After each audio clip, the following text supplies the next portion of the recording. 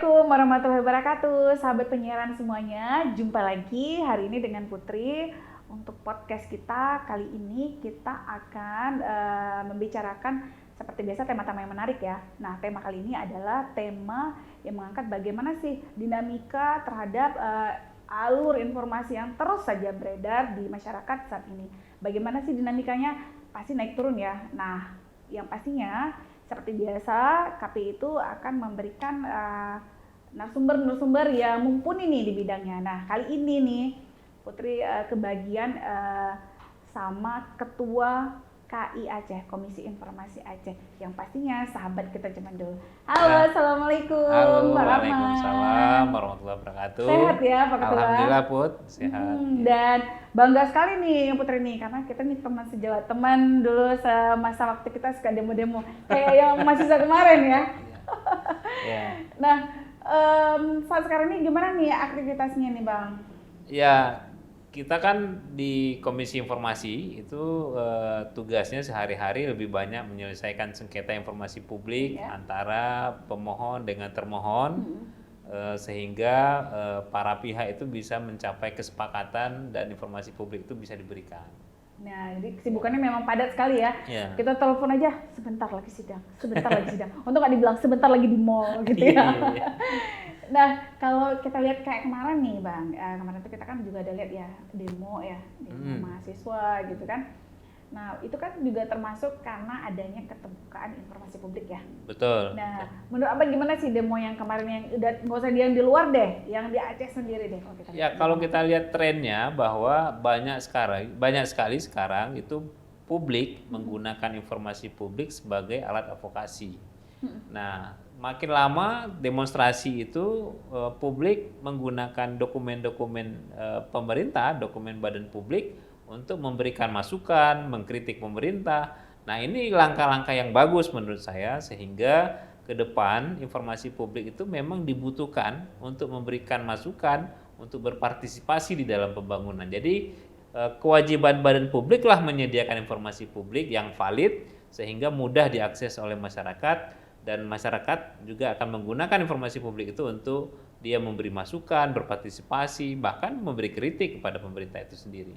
Nah, sahabat penyiaran ini menarik ya. Kalau tadi disampaikan oleh Ketua Komisi Informasi Aceh, Bang Arman Fauzi, bahwa informasi-informasi yang sekarang ini kan diterima itu valid ya. Dan itu harus diberikan oleh badan publik kepada masyarakat. Betul. Itu gimana tuh alurnya tuh? Boleh dong diceritain kepada kita semua. Betul. Nah, jadi kan melalui Undang-Undang Nomor 14 Tahun 2008 tentang keterbukaan informasi publik, itu telah memberikan kewajiban kepada badan publik. Nah, badan publik itu salah satunya adalah pemerintah daerah, eksekutif, kemudian legislatif dan yudikatif, serta badan lainnya yang memiliki tugas penyelenggaraan negara, termasuk BUMN, partai politik, bahkan LSM itu juga badan publik kalau dia menerima dana dari pemerintah atau sumbangan masyarakat atau bantuan luar negeri. Nah, itu juga termasuk badan publik.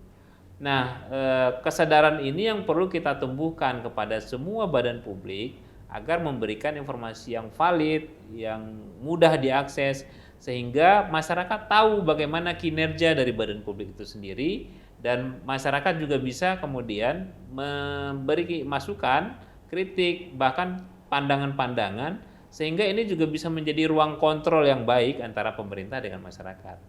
Nah, yang kedua, badan publik ini kita harapkan dapat melakukan transformasi cara pandang. Kalau dulu semua informasi itu rahasia kan, mungkin Puput waktu SD pernah mendengar ini informasi rahasia. Nah, sekarang rahasia gitu ya? Ya betul. Nah, sekarang prinsipnya sudah dirubah. Kalau sekarang itu semua informasi itu terbuka kecuali yang dikecualikan. Nah, kalau dulu kan semuanya tertutup rahasia kecuali yang dibuka sama pemerintah.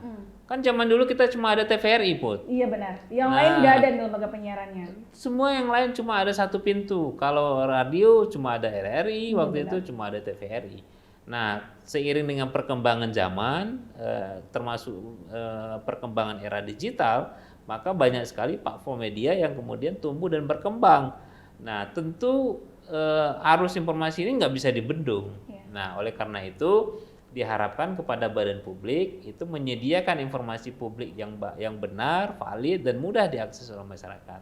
Nah, berarti kalau tadi Arman sampaikan gitu bahwa informasi-informasi tersebut kan sudah tersebar luaskan kepada masyarakat ya. Nah, sekarang ini mungkin ya sang penyiaran juga pasti belum tahu nih apa-apa saja sih ya, maksudnya yang boleh diketahui oleh masyarakat dan seperti tadi ada juga yang dikecualikan oleh masyarakat.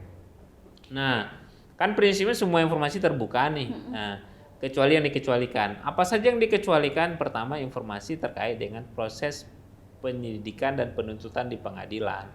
Itu misalnya kalau ada orang minta informasi, tapi sengketa itu sedang ada di pengadilan atau di aparat penegak hukum, ini tidak boleh diakses. Bahkan para komisioner KI yang menyelesaikan sengketa juga nggak boleh membuka informasi ini rahasia. Yang kedua, informasi terkait dengan data pribadi. Nah, ini yang paling sering itu adalah data pribadi. Ada nomor induk kependudukan kita yang tersebar kemana-mana. Ada foto KTP kita yang berseliweran di Google. Nah, ini kan yang harus kita lindungi karena rawan terhadap kejahatan. Nah, makanya data pribadi itu tidak boleh dibuka ke publik kecuali diizinkan oleh yang bersangkutan untuk tujuan tertentu. Kemudian informasi terkait dengan sumber daya alam. Kalau misalnya suatu daerah memiliki potensi sumber daya alam, nah secara umum boleh digambarkan. Tapi kalau titik koordinatnya misalnya di bawah bangunan ini ada kandungan emas, nah itu nggak boleh diberikan ke publik. Itu informasi yang dirahasiakan. Lalu informasi yang terkait dengan pertahanan keamanan, pergeseran pasukan, jumlah intelijen, operasi intelijen, itu nggak boleh dibuka ke publik. Tapi kalau anggaran pertahanan bagaimana? Kalau yang sifatnya dokumen publik yang tidak ada konsekuensi yang ditimbulkan dari informasi tersebut, itu boleh dibuka. Makanya nanti kalau informasi yang dikecualikan harus dilakukan uji konsekuensi namanya. Lalu kemudian surat-surat yang bersifat rahasia. Surat cinta. Kalau surat cinta ditulis sifat rahasia itu nggak boleh dibuka. Bersifat rahasia. Ya, itu nggak boleh juga dibuka. Nah, itu juga nggak boleh. Lalu kemudian informasi lainnya yang sifatnya dikecualikan oleh undang-undang. Nah, itu nggak boleh. Nah, tapi di luar semua itu merupakan informasi yang terbuka. Ada informasi yang tertutup sebelumnya, tapi akan menjadi informasi terbuka kalau dalam kondisi tertentu. Misal, Puput jadi gubernur atau bupati misalnya. Data pribadi Puput itu menjadi informasi yang terbuka, karena publik berhak mengetahui bagaimana kesehatan, kekayaan, pengetahuan, pengalaman dari pimpinan daerah. Nah, jadi informasi-informasi begitu akan akan terbuka kalau dalam kondisi tertentu. Termasuk informasi pribadi, misalnya soal nilai kita waktu kuliah, misalnya kamu IPK-nya berapa? Gitu ya. Nah, itu akan terbuka kalau yang bersangkutan memberikan. Nah, coba dilihat, ini kan sekian. Nah, tapi kalau kita mencuri informasi dia nggak beri izin, itu melanggar ketentuan. Nah, inilah yang menjadi masalah nanti gitu ya. Ya, itu yang menjadi masalah. Nah, kok sekarang ini kan dengan beredarnya banyaknya informasi ya yang disampaikan oleh pemerintah gitu ya, badan publik saat sekarang ini kadang-kadang juga menjadi dilema nih, kadang-kadang jadi bahan kritikan tanda kutip yang bagus ya, tapi kadang-kadang yang namanya dinamika kan naik turun ya. Nah, bagaimana sih kadang-kadang pemerintah walaupun sudah memberikan informasi sebesar-besarnya kepada masyarakat, tapi tetap saja ada saja titik negatifnya gitu dari informasi-informasi tersebut. Itu gimana tuh? Sebenarnya ada dua hal yang harus dipengaruhi. Pertama, pemberi informasi, yang kedua penerima informasi. Nah, pemberi informasi tentu kita anggap badan publik. Nah, badan publik harus kemudian melakukan transformasi, merubah cara pandang bahwa informasi publik yang terdapat di lembaga-lembaga publik itu pada prinsipnya informasi yang terbuka. Bagaimana mereka kemudian menyediakan informasi, mengumumkan informasi, dan kemudian melayani permohonan informasi, itu menjadi tanggung jawab dari badan publik itu. Lalu yang kemudian masyarakat. Nah, ini kan masyarakat yang sulit untuk kita tracking kan, sulit untuk kita sasar. Nah, selama ini yang menjadi tantangan kita, Put. Bagaimana kemudian kita meningkatkan pengetahuan dan sikap dari masyarakat kita soal literasi. Ya. Nah, jadi bagaimana kemudian dia cerdas dalam mengomentari sesuatu isu, cerdas dalam kemudian meng-cross check isu yang berkembang, kemudian cerdas dalam menyikapi berbagai informasi yang berkembang di masyarakat. Ya, kadang-kadang sekarang ini yang ada tuh kalau informasi yang kita masukkan sebentar aja penuh tuh di WA group, Betul. ya di WA pribadi gitu ya. Terus kan jangan sampai berhenti di Anda, kan banyak ya. Betul. Itu ya. Nah itu juga termasuk dari keterbukaan informasi publik tadi ya. Betul. Bahwa pemerintah segini. Malah kadang-kadang gimana tuh kita untuk memfilter, mungkin sahabat penyiaran juga pengen tahu ya. Mereka tuh kadang-kadang menyebutkan data-datanya, walaupun kita sebenarnya nggak tahu tuh data tuh benar nggak sih, data tuh valid nggak sih, misalnya berada dari news.com misalnya gitu kan. Bagaimana sih cara kita meng-counter ini ya, untuk kita bisa bilang kepada masyarakat bahwa hati-hati loh kalau dengan informasi itu, jangan kita menjadi penyebar hoax nggak kembali. Nah itu gimana tuh? Nah, informasi publik itu kan sekarang Kementerian Kominfo sudah punya kanal untuk mengkonfirmasi apakah informasi tersebut valid atau hoax. Iya. Nah, jadi itu salah satu langkah atau upaya yang dilakukan oleh pemerintah. Nah, di samping itu kita juga kalau dalam konteks daerah perlu juga untuk membangun satu sistem komunikasi krisis namanya. Jadi ketika terjadi suatu krisis, apakah krisis bencana alam atau isu yang berkembang di pemerintahan terkait politik, sosial, segala macam. Nah, bagaimana kemudian pemerintah membangun strategi dialog komunikasi menggunakan instrumen penyiaran kah atau instrumen media lainnya kah untuk memberikan informasi yang valid. Nah, sehingga tidak terjadi multitafsir di masyarakat. Nah, ini yang saya pikir perlu juga untuk kita perkuat dan kita dukung agar langkah-langkah pemerintah untuk menyediakan strategi komunikasi krisis ini betul-betul dapat dijalankan.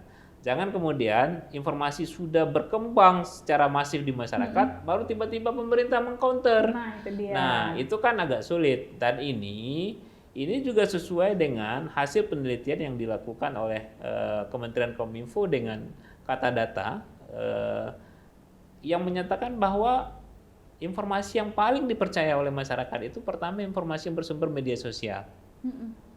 Yang kedua televisi, yang ketiga website pemerintah. Nah, kami di Komisi Informasi mendorong agar bagaimana kemudian website pemerintah ini menjadi salah satu rujukan utama informasi di masyarakat.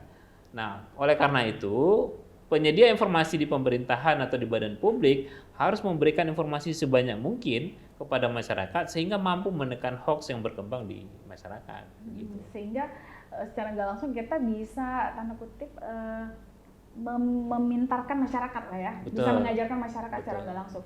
Nah, yang dilakukan oleh Komisi Informasi saat sekarang ini itu kan melakukan seperti tadi sidang-sidang ya terhadap pemohon yang ingin menanyakan nih informasi publik tersebut kenapa tidak sampai kepada mereka kan gitu ya. Untuk memberikan literasi kepada masyarakat ada nggak gitu Bang? Karena kan penting ya untuk masyarakat mengetahui sebenarnya sampai di mana sih cara kita menyikapi keterbukaan informasi publik. Jangan sampai ujung-ujungnya itu kita kena dengan undang-undang informasi publik pula. Ya. Nah itu. Nah jadi di tingkat kita di Komisi Informasi sebenarnya secara mandat kita ada dua mandat besar. Yang pertama menyelesaikan sengketa yang tadi sidang-sidang itu. Ya. Nah yang kedua melakukan evaluasi terhadap badan publik. Ya. Nah evaluasi terhadap badan publik itu bertujuan untuk memperbaiki pelayanan informasi di badan publik. Kalau misalnya badan publiknya belum memiliki komitmen, di situ tergambar dari hasil evaluasinya. Nah jadi kita juga memberikan penghargaan bagi badan publik yang sudah menjalankan mematuhi segala ketentuan yang diatur di dalam peraturan itu dan kemudian sudah menjalankan pelayanan informasi secara berkualitas. Nah ini juga menjadi masukan juga nih untuk KPI Aceh sendiri ya, sebagai badan publik untuk memberikan menyiapkan PPID ya, menyiapkan segala suatu dokumen administrasi kelengkapan dan juga untuk disebarluaskan kepada masyarakat seluas-luasnya agar mereka mengetahui nih apa sih yang dilakukan oleh KPI itu sendiri dan sejauh mana sih anggaran-anggaran yang telah diberikan itu terserap dan digunakan sebanyak-banyaknya untuk masyarakat gitu ya. Nah, kalau di tingkat KI sendiri, tingkat komisioner sendiri kan, kalau kita kan di daerah kan tidak ada ya, kita kan hanya ada di tingkat di provinsi. Bagaimana nih untuk bisa merangkul ya, kan di daerah kan banyak, kita ada 34 ya kabupaten kota gitu ya. 23. 23 kabupaten kota, kok 34 itu 34 provinsi ya. Maklum udah sore. Jadi bagaimana sih untuk dari strategi nih dari KI sendiri nih, dari KI Aceh untuk bisa menggait merangkul lembaga-lembaga badan-badan publik yang di daerah, selain dari kadang-kadang ketersediaan anggaran kita yang memang tidak sanggup untuk seluruh daerah. Ya. Gitu. Makanya kan strategi kita dua tadi. Pertama, penyelesaian sengketa. Daerah yang paling tinggi terjadi sengketa itu pasti sudah terbiasa dengan komisi informasi. Otomatis dia sering gitu ya. didatangin, sering berkunjung ke komisi informasi untuk bersidang kan. Nah, yang kedua, di evaluasi badan publik. Nah, kita bikin setiap tahun itu menyelenggarakan evaluasi badan publik bagi SKPA, bahkan sampai ke pemerintah kabupaten kota seluruh Aceh. Berdasarkan hasil evaluasi tahun kemarin itu, dari 23 lebih kurang hanya 3 kabupaten kota yang tidak berpartisipasi. Selebihnya 20 kabupaten kota itu sudah bersedia mengikuti evaluasi, dan memang beragam. Ada kabupaten yang komitmennya tinggi, ada yang sedang, ada yang masih minim, dan ini butuh dukungan dari kita semua untuk kemudian menguatkan komitmen pimpinan daerahnya. Nah, kalau di penguatan di sisi masyarakatnya, di Komisi Informasi ini yang belum maksimal kita lakukan, karena memang di samping keberadaan kita di provinsi, dukungan anggaran juga sangat tergantung, sangat mempengaruhi program dan kegiatan yang kita susun, sehingga ini yang kemudian membuat jangkauan kita tidak masif sampai ke daerah. Tapi kita akan berupaya memaksimalkan fungsi-fungsi media dan fungsi-fungsi evaluasi tadi sebagai instrumen untuk memperkuat komitmen dan pelayanan informasi. Wah, sebenarnya banyak sekali ya sudah dilakukan oleh KI sendiri nih dalam rangka meminimalisir nih terjadinya sengketa-sengketa terhadap badan publik gitu ya. Nah, menarik sekali ya sahabat penyiaran, bahwasanya sebenarnya Komisi Informasi dengan KPI itu kita memang sering bersinggungan gitu ya. Bahkan ada yang ketukar-tukar ya. Iya benar. Kalau disebut-sebut pasti kita agak bertukar-tukar gitu ya. Kita kan memang berharap ke depan ini, apalagi di era digitalisasi ini, posisi kita sendiri sebagai lembaga negara yang memang diamanahkan oleh undang-undang gitu ya, kita kan bersinggungan nih. Apa sih yang sebenarnya bisa kita sinergikan nih sebenarnya nih, yang kita bisa saling merangkul ya, apalagi terkait keterbukaan informasi publik dan juga di era digitalisasi saat sekarang ini. Oke, kehadiran kita sebagai lembaga yang dibentuk oleh undang-undang itu adalah sebagai wujud pemenuhan hak warga negara, dan itu diatur di dalam konstitusi kita. Nah, oleh karena itu tidak mungkin kita tidak bersinergi. Kita pasti akan seharusnya bersinergi secara maksimal dalam rangka pemenuhan hak konstitusi warga negara. Di samping memang kita bagian dari mewujudkan pemenuhan sebagai hak asasi manusia yang sudah diatur, bagaimana kemudian pasal 28F, setiap warga negara berhak memperoleh informasi dan berkomunikasi. Nah, ini yang kemudian menjadi cermin kita, menjadi arah kita bekerja, sehingga apa yang kita lakukan oleh dua lembaga ini memiliki implikasi terhadap pemenuhan hak publik, baik itu hak atas frekuensi dan hak penyiaran yang berkualitas, maupun hak atas informasi publik yang valid dan mudah untuk diakses. Dan saya berpikir lembaga-lembaga seperti Komisi Informasi, Komisi Penyiaran, dan lembaga lainnya yang dibentuk oleh undang-undang dalam rangka pemenuhan hak konstitusi warga negara ini harus memiliki sinergi, sehingga kekuatan kita di daerah itu mampu memberikan respon atau dampak yang begitu baik kepada masyarakat dan kepada pemerintah dan serta stakeholder yang lain. Nah, oleh karena itu dibutuhkan satu komitmen untuk bergerak bersama dengan strategi bersama sehingga pemenuhan target dan capaian dari kedua lembaga ini betul-betul bisa maksimal. Dan akan lebih bagus kalau kedua lembaga ini bisa secara manfaat bisa dirasakan langsung oleh masyarakat. Nah, ini yang menjadi harapan kita agar kedua lembaga bisa bersinergi, kemudian lembaga-lembaga penyiaran juga bisa menginformasikan proses sidang yang ada di Komisi Informasi. Kami juga berharap dukungan dari lembaga-lembaga penyiaran itu agar kita bisa membumikan isu keterbukaan informasi ini sampai ke level Gampung sehingga masyarakat bisa mengetahui oh ternyata saat ini informasi itu terbuka rupanya. Iya, seperti benar itu. sekali. Ya. Karena kan saat sekarang ini memang masyarakat itulah sebenarnya yang menjadi penerima manfaat terbesar Betul. dari informasi tersebut. Kadang-kadang masih itu seperti terpending ya, seperti nggak sampai kepada haluannya, pada ujungnya gitu ya. Dan ini memang tugas bersama kita ya, sebagai lembaga yang diamanahkan oleh undang-undang. Nah, mungkin ada saran nih dari Ketua Komisi Informasi Aceh kepada sahabat penyiaran semuanya nih, bagaimana sih sebenarnya kita sebagai masyarakat nih bisa menjadi tanda kutip pengawas dari semua yang dilakukan oleh pemerintah agar pemerintah dapat melakukan seperti yang dimanahkan oleh undang-undang untuk mensejahterakan masyarakat. Jadi tapi masih dalam alurnya seperti itu. Jangan sampai salah alur. Pertama mungkin himbauan kita mari kita mengkonsumsi informasi yang benar ya. Kalau mengkonsumsi informasi yang salah berarti kita juga ikut memicu kerusuhan di negara kita.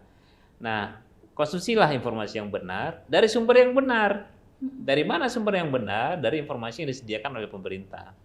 Nah, kita berharap bukan hanya masyarakat tapi lembaga-lembaga penyiaran juga seperti itu.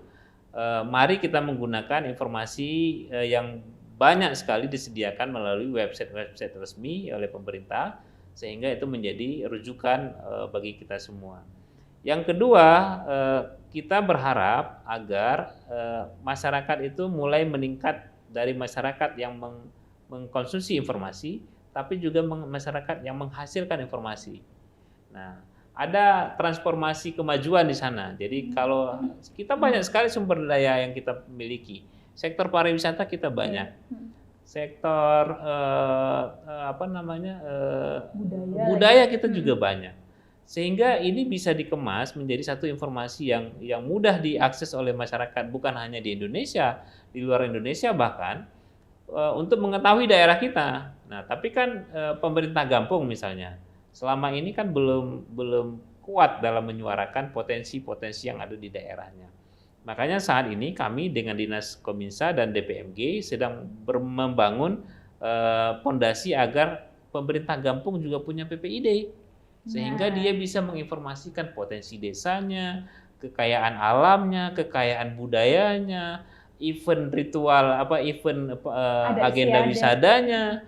Nah, ini menjadi satu modal bagi kita untuk meningkatkan kesejahteraan masyarakat di desa dari tingkat paling bawah. Dari tingkat yang paling bawah pun. Jadi bagaimana kemudian informasi publik itu memiliki dampak positif bagi kita yang nanti bermuara pada peningkatan kesejahteraan dari informasi publik yang kita kelola. Benar sekali, dan itu mungkin walaupun kalau terlihat sepertinya sepele, sebenarnya ini berat ya. Kalau nggak kita dijalankan hanya diucapkan saja, itu rasanya agak gimana ya, berat. Tapi sebenarnya kok dijalankan dan semuanya mau berpartisipasi gitu ya, jadi lebih baik ya. Akhirnya seperti tadi juga nih, kalau kita tadi ada ngobrol-ngobrol juga bahwa jadi efek dari digitalisasi itu sendiri menjadi lebih positif. Betul. Gitu ya. Coba bayangkan kalau di desa wisata itu memiliki website, memiliki Instagram, memiliki Facebook, memiliki Twitter, apapun platform medianya, itu pasti akan dikunjungi oleh wisatawan domestik maupun wisatawan asing. Iya, benar sekali. Jadi informasi publik itu mari kita arahkan ke arah yang positif. Jangan menyebarkan informasi yang hoax, kemudian mengkonsumsi informasi yang benar dari sumber yang benar dan kemudian memiliki dampak positif kepada kita. Nah, sahabat penyiaran sudah disampaikan tadi ya bahwa jangan lupa untuk mengkonsumsi informasi yang benar nih dan juga mencari dari situs yang benar. Betul. Nah, kalau tadi kita kan nih dari masyarakatnya nih. Nah, ini gimana sih dari lembaga publik itu sendiri, dari badan publik itu sendiri? Apa nih saran dari Ketua Komisi Nah, Informasi? badan publik itu adalah lembaga yang menjalankan tugas dan fungsinya. Pasti akan ada dampak atau penghargaan yang diberikan ketika badan publik itu menjalankan ketentuan keterbukaan informasi publik. Coba bayangkan, Put, kalau suatu lembaga akan mendapat kepercayaan publik yang besar, pasti anggarannya pasti ditambah, Put. Sudah pasti ya. Kayak perusahaan, good corporate responsibility, CSR-nya besar, kemudian transparansinya besar, dibuka, itu pasti lama-lama perusahaan itu akan IPO, akan maju. Nah, dari informasi. Nah, mari kemudian kita membuka cakrawala kita bahwa membuka informasi menjadi modal kita untuk bisa sukses. Bukan menutup informasi, sebaliknya kan. Nah, jadi cara pandang ini yang kemudian di pemerintah harus pelan-pelan kita perbaiki, kita tingkatkan sehingga badan publik itu betul-betul menjalankan ketentuan undang-undang yang nantinya berimplikasi pada pemenuhan hak warga negara akan informasi publik. Aduh, keren sekali ya perbincangan kita hari ini, sangat bermanfaat sekali. Dan yang pastinya nih untuk penutup kita pada sesi podcast kita pada hari ini, sahabat penyiaran, mungkin hal kecil nih yang bisa dilakukan oleh masyarakat itu sendiri terkait dari alur informasi yang sekarang beredar di mana-mana. Gimana sih ini? Kalau masyarakat, yang seperti saya sampaikan tadi, mari kita memanfaatkan informasi publik secara benar, ya, secara bermanfaat, sehingga kita dapat meningkatkan, mengembangkan potensi diri. Yang kedua, mari kemudian kita terus mengembangkan kecerdasan literasi, agar informasi yang kita peroleh itu bisa kemudian membantu orang lain, meningkatkan kesejahteraan. Kemudian kita juga menghimbau kepada badan publik, terutama pemerintah, agar terus meningkatkan komitmen dan kualitas pelayanan informasi, sehingga website pemerintah, media sosial pemerintah terus mendapat perhatian dan atensi dari masyarakat. Waduh, terima kasih hari ini Bang Ketua. Ya. Terima kasih sahabat penyiaran sudah menonton podcast kita hari ini, yang pastinya ditunggu ya podcast-podcast kita yang berikutnya yang pasti dengan informasi-informasi mumpuni dari sumber terpercaya pula. Terima kasih. Ya, terima kasih. Assalamualaikum warahmatullahi wabarakatuh. Waalaikumsalam. Sampai jumpa.